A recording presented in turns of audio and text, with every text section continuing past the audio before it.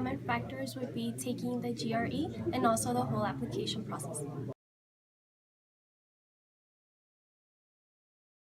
I'm also a single mom and a soccer coach, and I also have that job. So those were factors. The time was a big factor. Time management. Whenever you work and go to school at the same time, it gives you little time to prepare for the test. And the application process, because you don't have any knowledge on what's the first step towards applying into graduate school. Grad school is 3 nights a week right now, and the other 4 nights I have a son who requires attention.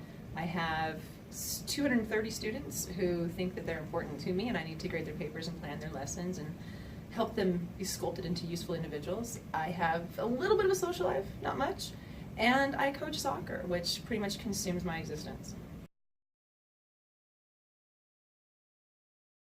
Graduate school is expensive. I am a full-time teacher at Coronado High School, and even though I'm a wealthy public school teacher, money is hard to come by. There's the opportunity here at UTEP for graduate students to take either a TA or an AI-ship, depending on whether or not they're master's or PhD students. The AI TA-ship helps the graduate students pay part of their tuition, as well as gives them a stipend. Depending on what discipline you're in, there's always outside tutoring jobs. I think by the time you reach graduate school, you've proven yourself with the ability to understand and convey the knowledge that you've gained. And so I think tutoring, outside private tutoring, peer tutoring options are available. One of the great things about GradC is that we try to help students find resources with each other. So basically, one of the greatest things that we are proud of is to collaborate with each other during our working process or our writing process. Actually, we had a workshop for graduate students that were interested in attending academic conferences. A lot of the things that we went over had to do with funding, choosing the conferences that are right for you, and just being able to write good abstracts to send to these conferences in hopes to be accepted and continue your research. We were actually very grateful to Dr. Smolis because she was able to come speak to us about academic conferences.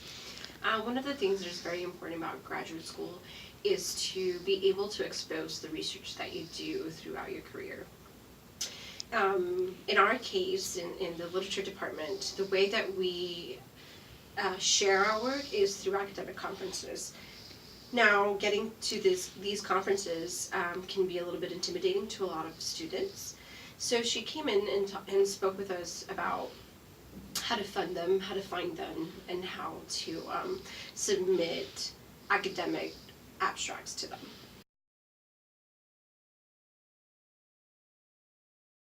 I want to say undergraduate students should take a year off, but on the other hand, if you don't go from plunge to plunge, that year off is going to make you maybe hesitate to go in because you're going to discover other things, plus there's that whole money thing and they make you start paying your student loans.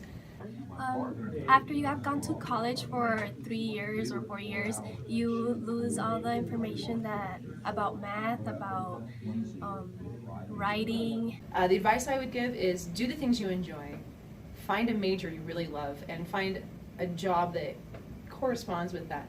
But get your graduate degree, absolutely, because the world that you guys are in right now is more and more competitive job-wise, and you will need to have those extra letters at the end of your name to be successful.